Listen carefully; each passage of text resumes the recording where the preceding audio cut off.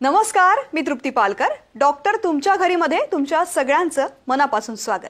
आज आपल्या सोबत आहेत डॉक्टर वर्षा कुऱ्हाडे. मॅम, तुमचं खूप खूप स्वागत आहे एनडीटीव्ही मराठीमध्ये.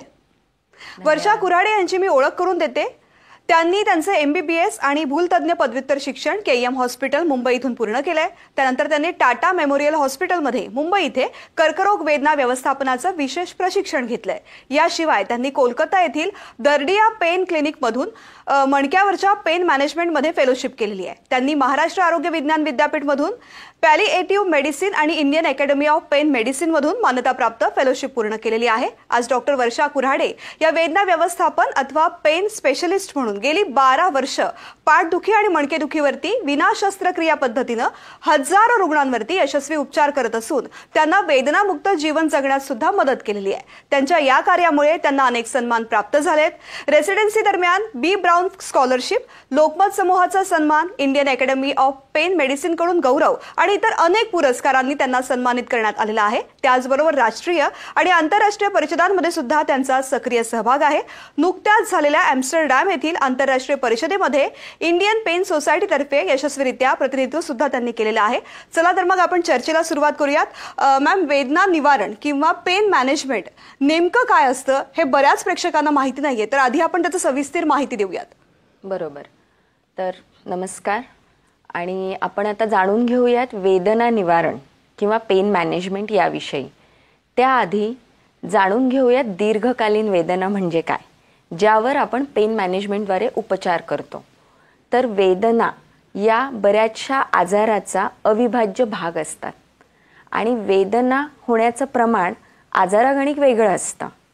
परंतु ज्या वेदना 3 महिने किंवा त्यापेक्षा जास्त काळ टिकतात अथवा थांबून थांबून येतात, जसं मणक्याच्या वेदना, सांधेदुखीच्या वेदना किंवा मायग्रेन, तर या प्रकारच्या वेदना याला आपण दीर्घकालीन वेदना म्हणतो. आणि ह्या वेदना शरीरात डोक्यापासून ते पायाच्या नखापर्यंत कोणत्याही भागात वेगवेगळ्या कारणांमुळे होऊ शकतात आणि यांनाच आपण क्रॉनिक पेन्स किंवा दीर्घकालीन वेदना म्हणतो.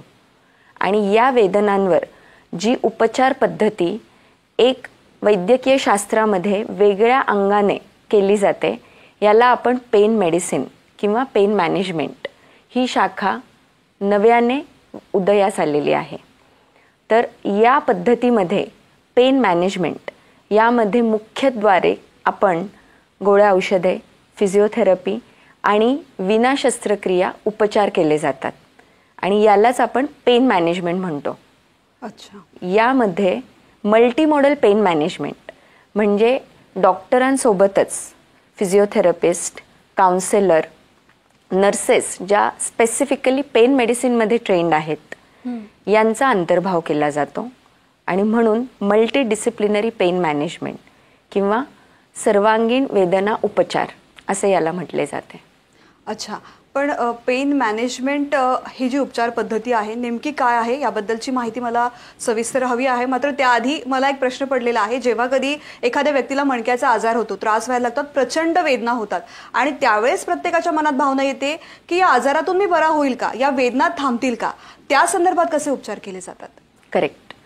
तर OPD मध्ये येणाऱ्या प्रत्येक रुग्णाला जेव्हा वेदना घेऊन रुग्ण येतो, तर वेदना हा एक त्याच्या सफरिंगचा किंवा शारीरिक कष्टाचा भाग असतोच, परंतु त्यामागे असणारी भीती की ह्या वेदना म्हणजे मला कुठला तरी गंभीर आजार तर झाला नाहीये ना, किंवा या अशक्यप्राय वेदना ह्या माझ्या शरीरात काहीतरी मोठा आजार आहे आणि याच्याकडे तर निग्लेक्ट मी केलेला आहे किंवा अजून हा वाढणार आहे का, याच्यातनं मला किती लवकर मुक्तता मिळेल, याची भीती रुग्णांना जास्त असते. आणि मणक्याच्या वेदना किंवा पाठदुखी यामध्ये बऱ्याचदा आपल्याला माहिती असतं, ज्याला आपण दंतकथा म्हणतो, की अमक्या तमक्याचं, माझ्या मामाचं किंवा मित्राच्या वडिलांचा असा प्रॉब्लेम झाला होता आणि मणक्यासाठी ऑपरेशन केलं आणि परत ते कधी उठलेच नाहीत. अशा पद्धतीचे जे त्यांचे अनुभव असतात, हे अनुभव त्यांना मणक्याच्या वेदनांसाठी आणखी जास्त काळजी करायला भाग पाडतात. आणि त्यामुळे हे रुग्ण जेव्हा OPDत येतात तर त्यांचा जो प्रश्न असतो की या वेदना कशामुळे आहेत किंवा याच्यातनं मला कायमची मुक्तता मिळेल का, त्यामागे मुख्य भीती असते की माझी तब्येत, माझं शरीर ठणठणीत आहे ना आणि यातनं मला कायमस्वरूपी बरं होता होईल ना. तर जेव्हा या पद्धतीने यांचं निवारण केलं जातं, जे की वैद्यकीय क्षेत्रामध्ये बाकी क्षेत्रांमध्ये फार कमी प्रमाणात होतं. रुग्णाला ऐकणं किंवा त्याला कुठल्या पद्धतीने त्या वेदनांचा अनुभव येतो यावर आपण ज्या पद्धतीने काउन्सिलिंग करतो, हे पेन मॅनेजमेंटमध्ये जरा वेगळ्या अंगाने होतं. पण हल्ली जे आपण पाहतोय ना की मणक्याचे आजार फार वाढलेले आहेत, तर कुठल्या वयोगटामध्ये हे आजार फार जास्त प्रमाणामध्ये दिसून येतात आणि त्याची कारणं नेमकी काय आहेत? बरोबर. आणि मणक्याचे आजार वाढण्याचं सगळ्यात महत्त्वाचं कारण म्हणजे आपली बदललेली जीवनशैली आणि जी सध्याची लाईफस्टाईल म्हणतो ना आपण, मॉडर्न लाईफस्टाईल, सिडेंटरी लाईफस्टाईल. तर या गोष्टींचा इथे प्रचंड मोठा हातभार आहे. म्हणजे वयोगटाचं जर तुम्ही आता विचारलं मला, 10 ते 12 वर्षाच्या मुलापासनं 8वी 9वीला अभ्यास करणारी, कंटिन्युअस अभ्यासासाठी एका पोझिशन बसणारी मुलं, तिथपासून ते IT प्रोफेशनल्स ज्यांचं डेस्कटॉपवर कंटिन्युअस काम आहे, आणि अगदी गृहिणी सुद्धा, कारण आजकाल आपल्या हातामध्ये आलेलं एक छान खेळणं आहे ज्याला मोबाईल म्हणतो. इथून ते 80-90 वर्षाच्या रुग्णांपर्यंत, ज्येष्ठ नागरिकांपर्यंत मणक्याची, जिथे की पाठदुखी, कंबरदुखी, मानदुखी, हे सगळा आपला जो मणका आहे, मानेपासून ते माकड हाडापर्यंत ज्याला मणका म्हटलं जातं, तर या सगळ्या मणक्यांमध्ये होणारे विशिष्ट प्रॉब्लेम हे वयोगटानुसार वेगळे वेगळे आहेत. परंतु मणकेदुखी, तुमच्या प्रश्नाचं समर्पक उत्तर म्हणाल तर ही प्रत्येक वयामध्ये आज आढळून येते. अच्छा. आणि त्याला कारणं वेगळी वेगळी आहेत. जसं की मी म्हटलं, सततचं कंटिन्युअस एका पोझिशनमध्ये बसणं, कंटिन्युअस मोबाईल वापरणं, स्क्रोल करणं, ज्याच्यामध्ये आपली मान खाली असते. IT प्रोफेशनल्स म्हणा किंवा ज्यांचा डेस्क जॉब आहे, एका ठराविक पोझिशनमध्ये अशी मान करून बसणं आणि 2-2, 3-3 तास तुमच्या नकळत एका पोझिशनमध्ये तुमची पाठ राहते, हालचाल देखील होत नाही, आणि मग ते स्नायू आखडले जातात आणि या सगळ्याचा भार तुमच्या मणक्यावर येतो. अच्छा. अशी बरीच कारणं आहेत. अशी बरीच कारणं आहेत. आणि अलीकडचं जंक फूड, अच्छा, लाईफस्टाईल, कमी व्यायाम होणं किंवा शरीराची कमी हालचाल होणं, यामुळे जे वजन वाढतं, आणि वजन वाढतं तर आपल्याला माहिती आहे पहिला पोटाचा घेर वाढतो, आणि पोटाचा जो घेर वाढतो त्यामध्ये जी आपल्या मणक्याची एक ठराविक वक्र असण्याची नॉर्मल जो कर्व असतो मणक्याला, तो बदलला जातो आणि पूर्ण शरीराचा भार, ज्याला आपण सेंटर ऑफ ग्रॅव्हिटी म्हणतो, तो नॉर्मली कमरेच्या दुसऱ्या तिसऱ्या मणक्याच्या मध्ये असतो, तो या ठिकाणी बदलला जातो. आणि त्यामुळे जी तुमची उठण्याची बसण्याची पद्धत तुम्हाला जाणवतं, कालांतराने काही माणसं चालताना अशी एकदम ताठ होतात, पोट सुटलेलं असतं, कधी कधी ती वाकडी होतात, आपण म्हणतो ना कुबड निघालंय किंवा हा काहीतरी वेगळा चालताना दिसतोय. तर ही सगळी कारणं आहेत ज्यामुळे मणक्याचे स्नायू ताठरतात आणि शेवटी मणक्याच्या हाडांना एकसंध ठेवण्याचं काम जे स्नायूंचं असतं, कालांतराने त्यांची नॉर्मल आकुंचन प्रसरण पावण्याची जी प्रक्रिया आहे ती नॉर्मल राहत नाही. आणि मग अशा वेळेला शरीराला तर हलणं भाग आहे, त्याचा दबाव येतो मणक्यांच्या मधल्या गाद्यांवर, आणि मग त्या गाद्या त्यांच्या कुवतीप्रमाणे ॲडजस्ट करायला लागतात. कारण मणके म्हणजे बोन आहे, बोन तर कडक असतं, बोनला ॲडॅप्टेबिलिटी किंवा रेझिलियन्स हा गुणधर्म नसतो जो गादीमध्ये असतो. अशा वेळेला मग गादी सरकणं, ज्याला की नॉर्मली आपण स्लिप डिस्क म्हणतो, स्लिप डिस्क, ज्याच्यामुळे नर्व कंप्रेशन होतं. कधी कधी लोक येतात, सांगतात मला सायाटिका झालाय. तर हे सगळे प्रॉब्लेम हे लाईफस्टाईलमुळे आणि तुमच्या उठण्या बसण्याच्या चालण्याच्या ठराविक सवयीमुळे हळूहळू जोर धरू लागतात. बरेच कारणं आहेत आणि कितीतरी अशी कारणं आहेत की ज्यांच्याकडे आपण सहज दुर्लक्ष करतो आणि त्यामुळे हे आजार व्हायला लागतात. आणि मग एक दिवस कळतं की मला मणक्याचा आजार झालाय. पण हा आजार झालाय कळल्यानंतर प्रत्येकाच्या मनामध्ये हा प्रश्न येतो की आता मी उपचार कुठे घेऊ, शस्त्रक्रिया तर करावी लागणार नाही ना. बरोबर. आणि शस्त्रक्रिया करावी लागेल किंवा डॉक्टरांकडे गेलं तर डॉक्टर ऑपरेशनच सांगतील, या भीतीपोटी कित्येक रुग्ण डॉक्टरांपर्यंत देखील पोहोचत नाही. तर आपल्याकडे शस्त्रक्रिया करायला लागणं हा खूप कमी पर्सेंटेज रुग्णांमध्ये आढळणारा प्रॉब्लेम आहे. ॲक्च्युली पेन मॅनेजमेंट जिथे आपण विना शस्त्रक्रिया उपचार करतो, हे जे रुग्ण असतात ज्यांना गोळ्या औषधं घेऊन किंवा काही ठराविक दिवस व्यायाम सांगितलेले आहेत, आपल्या रेग्युलर रूटीन लाईफस्टाईलमध्ये काही आपण मॉडिफिकेशन सांगतो, या सगळ्या गोष्टींनी जर आराम पडत नसेल आणि मी मगाशी सांगितलं तसं की बाबा 2-3 महिने झाले, डॉक्टरांकडे 3-4 व्हिजिट झालेले आहेत आणि तुम्हाला रिपीटेडली गोळ्या घ्याव्या लागत आहेत, तर आता पुढची स्टेप जी आहे ती आहे इंटरव्हेन्शनल पेन मॅनेजमेंट किंवा नॉन सर्जिकल पेन मॅनेजमेंट. आता तुम्ही विचाराल मग शस्त्रक्रिया आणि नॉन सर्जिकल पेन मॅनेजमेंट यामध्ये फरक काय? नॉन सर्जिकल पेन मॅनेजमेंटमध्ये आपण जे रुग्ण गोळ्या औषधांना रिस्पॉन्ड करत नाही किंवा तात्पुरता फरक पडतोय आणि रिपीटेडली गोळ्या औषधं घ्यावे लागतात, यांच्यामध्ये पेन जनरेटर आपण शोधतो. मग आता मणक्यामध्ये पेन जनरेटर काय असू शकतो? सिंपल आहे, तुम्हाला शब्दात कळलं असेल. पेन जनरेटर म्हणजे पेन जिथून चालू होतो तो अवयव.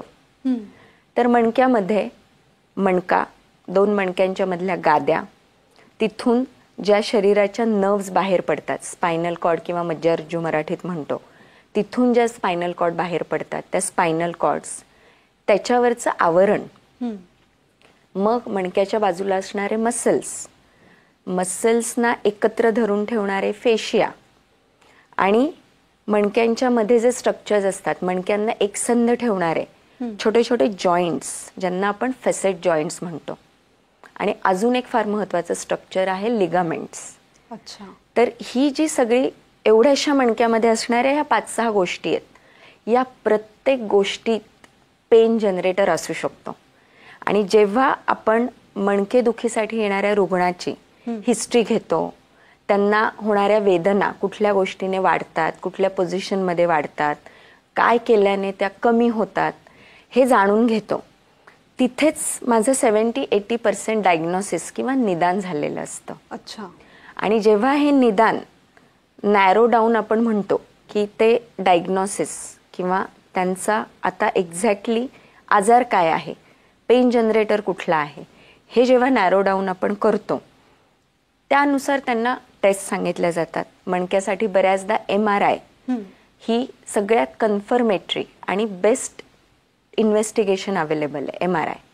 आणि त्यानंतर जी आपण ट्रीटमेंट करतो की जो पेन जनरेटर आहे तो ठराविक मशीनमध्ये बघून, ज्याला आपण सियाम म्हणतो, 360 डिग्रीमध्ये फिरणारी ती मशीन असते, किंवा सोनोग्राफी मशीन, अशा ठराविक मशीनमध्ये बघून ही गाइडेड थेरपी असते, ज्यासाठी फक्त लोकल अनस्थीजिया किंवा त्या जागी शरीराच्या ठराविक जागी भूल देऊन अगदी छोट्या निडलने, जशी आपली पिन असते ना टाचणी एवढ्या निडलने ही प्रक्रिया केली जाते. ओके. आणि यामध्ये पेशंटला टाके नाहीत, चिरफाड नाही, ड्रेसिंग देखील नाही, त्यांना ॲडमिट देखील डे केअर बेसिसवर राहून ही ट्रीटमेंट केली जाते. ओके. आणि त्यामुळे मणकेदुखीसाठी जी नॉन सर्जिकल पेन मॅनेजमेंट ही जी स्पेशालिटी आहे, पेन मेडिसिनमध्ये फक्त ही अवेलेबल आहे. तर हे जे रुग्ण ज्यांचा स्पेक्ट्रम गोळ्या औषधं आणि ऑपरेशन या दोन्हीच्या मध्ये आहे, त्यांच्यासाठी पूर्ण जगात एकमेव ही पद्धती अवेलेबल आहे. ओके. आपल्या देशामध्ये, भारतामध्ये अगदी गेल्या 10-15 वर्षातच याचा जास्त प्रचार होऊ लागलाय. फॉरेनमध्ये तुम्ही कोणालाही विचारा, ओके नी पेन आहे, स्पाईन पेन आहे, त्यांना ऑलरेडी माहिती आहे की त्यांना पेन स्पेशालिस्टकडे जायचं आहे. अच्छा. परंतु आपल्याकडे रुग्णांपर्यंत ही पद्धती फार लवकर पोहोचत नाही. आणि एक साधारणपणे भ्रम आहे की रुग्ण आमच्याकडे येतात, माझ्याकडे येतात ओपीडीला आणि म्हणतात की डॉक्टर ते मणक्याचा त्रास होतोय, ऑपरेशन सांगितले, पण आता ऑपरेशन टाळण्यासाठी तुमचं इंजेक्शन घेता येईल का? तर जेव्हा ऑपरेशन सांगितलं जातं तेव्हा ऑलरेडी ती स्टेज पार झालेली असते. पण याच्यातला एक सगळ्यात महत्त्वाचा मुद्दा हा की ऑपरेशन लागणारे रुग्ण मणकेदुखी असणाऱ्यातले फक्त 2 ते 3% असतात. ओके.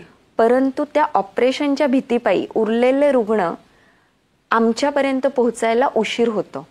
आणि जेव्हा ते आमच्यापर्यंत पोहोचलेले असतात आणि ऑपरेशनची स्टेज आलेली असते त्यावेळेला मी देखील काही करू शकत नाही.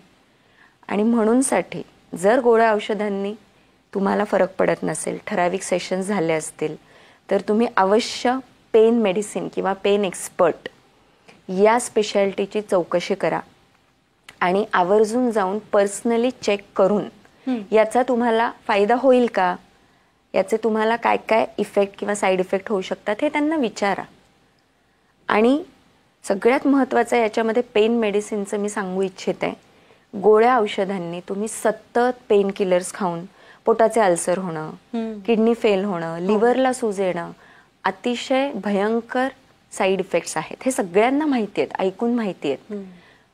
परंतु वेदना किंवा पेन ही अशी गोष्ट आहे, पेन जेव्हा होतं त्यावेळेला तुम्हाला सुचत काहीच नाही. खरं. तुमच्या पुढे एकमेव पर्याय असतो, आता जाऊन काहीही करून या वेदना माझ्या कशा सुटतील. आणि साहजिकच आहे, तुम्ही कोणत्याही डॉक्टरकडे जा, तुम्हाला पेन किलर किंवा वेदना शमन करणारी इंजेक्शन्स मिळणारच आहेत. हो. तेच डॉक्टरचं काम असतं. आणि म्हणूनसाठी जेव्हा पेन्स आटोक्यात असतात, कंट्रोलमध्ये असतात आणि तुमचं इन्व्हेस्टिगेशन समोर येऊन जर तुम्हाला पेन मेडिसिन ट्रीटमेंट सूट होणार आहे असं सांगितलं जातं, तर या ट्रीटमेंटसारखी सेफ, सुरक्षित आणि जवळजवळ मिनिमल साईड इफेक्ट्स असणारी ही ट्रीटमेंट आहे. तर मॅम, मणक्याच्या आजारामध्ये वेदना व्यवस्थापनाद्वारे शक्य असलेले उपचार नेमके कोणते आहेत आणि रुग्णांनी ह्या उपचार पद्धतीचा विचार का करावा? हा प्रश्न खूप चांगला आहे, कारण हाच एकमेव प्रश्न आहे ज्याचं उत्तर रुग्णांना फक्त आणि फक्त पेन स्पेशालिस्ट देऊ शकतात.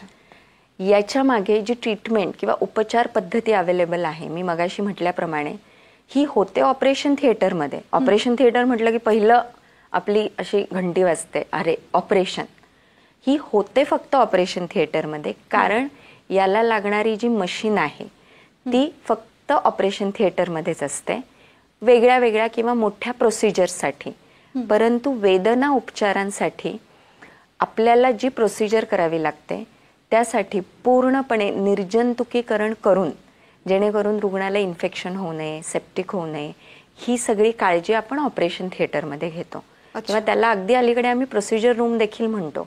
याच्यासाठी पूर्णपणे ऑपरेशन सेटअप असण्याची गरज नाहीये. तर या ज्या ट्रीटमेंट आहेत, मशीन खाली बघून मी मगाशी म्हटल्याप्रमाणे जे पेन जनरेटर असतात तिथेपर्यंत जाऊन ज्या आपण ट्रीटमेंट देतो, यामध्ये needling therapy, platelet rich plasma किंवा रिजनरेटिव्ह थेरपी, जसं की आपल्या डिजनरेटिव्ह डिस्क असतात, मणक्याच्या गाद्या झिजलेल्या असणं, किंवा अगदी ज्या नर्व्स असतात, नर्व्स कंप्रेशन होऊन, सूज होऊन त्या नर्व्स हळव्या होणं, यासाठी देखील रिजनरेटिव्ह थेरपी, एपिड्युरल इंजेक्शन्स किंवा सिलेक्टिव्ह नर्व रूट्स मॉड्युलेशन, जिथे नर्व्स कंप्रेस होतात आणि त्या सतत आपल्याला करंटसारख्या वेदना देणं किंवा आगाग होणं, जळजळ होणं, हातापायाला मुंग्या येणं, या सगळ्या आजारांवर हे इंजेक्शन्स खूप प्रभावीपणे काम करतात.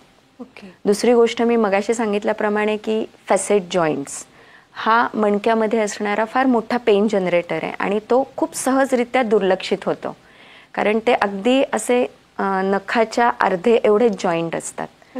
परंतु हे जॉईंट मणक्याच्या प्रत्येक हालचालीमध्ये अतिशय महत्त्वाची भूमिका बजावतात. आणि मग हे जॉईंट जर झिजले तर या जॉईंटसाठी रेडिओ फ्रिक्वेन्सी ॲब्लेशन ही एक उपचार पद्धती अवेलेबल आहे. तर या सगळ्या अतिशय अद्ययावत तंत्रज्ञान असणाऱ्या आणि आधुनिक थेरपी आहेत. आता तुम्हाला ऐकताना पण हे शब्द जरा कानाला जड वाटत असतील की नाही, आणि हाच आमच्या क्षेत्राचा सध्या असणारा सगळ्यात मोठा प्रॉब्लेम नाही म्हणणार मी, पण चॅलेंज आहे की याचा अवेअरनेस किंवा आपण जनजागृती म्हणूयात. अगदी बऱ्याच डॉक्टर स्पेशालिटीमध्ये सुद्धा याविषयी अजून माहिती नाही आहे. यासाठी सिंपल कारण आहेत की आपल्याकडे ही अलीकडेच चालू झालेली मेडिसिनमध्ये आलेली शाखा आहे आणि अजून MBBS कॉलेजेसमध्ये आणि त्याच्यानंतर जे काही स्पेशलायझेशन डिग्री असतात तर त्यामध्ये ही शाखा नव्याने गेल्या काही वर्षात डिग्रीसाठी देखील चालू झालेली आहे. अच्छा. आणि मग जशा आता ह्या डिग्री येतील स्पेशलायझेशन, आणि ही सुपर स्पेशालिटी ब्रांच आहे. तर जसं MD डॉक्टर्स, MS डॉक्टर्स असतात, त्यानंतर DM पेन मेडिसिन. ओके. तर ही डिग्री आपल्याकडे चालू झालेली आहे आणि यासाठी 3 वर्षाचं प्रॉपर सिलेबस, अभ्यासक्रम आणि परीक्षा आहे, जी सगळ्या MBBS MD DM क्षेत्रामध्ये असते. म्हणजे बरं झालं या प्रश्नाच्या निमित्ताने मला आठवलं की रुग्ण बऱ्याचदा विचारतात की तुम्ही ॲलोपॅथिक MD डॉक्टर आहात का? कारण आपल्याकडे कायरोप्रॅक्टर्स किंवा अलाइड मेडिसिन याचं इतकं जास्त पेव आहे, त्यामुळे लोकांना अगदी डिग्रीचा सुद्धा संशय येतो.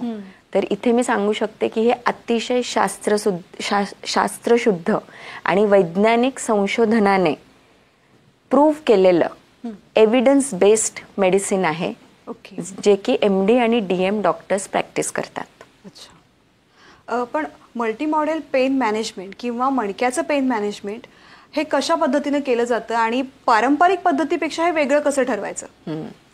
बरोबर. तर मणक्याचं पेन मॅनेजमेंट, जसं मी पहिल्या प्रश्नापासून म्हणतेय, मल्टी मॉडल हा इथे फार मोठा वेगळा भाग आहे वैद्यकीय क्षेत्रातल्या बाकी शाखांपेक्षा. कसा? मल्टी मॉडल म्हणजे इथे केवळ शारीरिक वेदना याच अंगावर उपचार न करता याला जोडून आम्ही म्हणतो की 4 ॲस्पेक्ट पेनसाठी holistic approach, physical pains, psychological pains, social pains आणि स्पिरिच्युअल, अशा 4ही अंगांचा इथे पेन मॅनेजमेंटमध्ये आम्ही विचार करतो. आणि बऱ्याचदा येणारे पेशंट देखील सांगतात की हे पेन्स इतकी वर्ष आणि इतके महिने त्यांच्या आयुष्याचा अविभाज्य भाग बनलेत की त्याने त्यांची सायकोलॉजी किंवा भावनिक अवस्था अतिशय विचित्र झालेली आहे.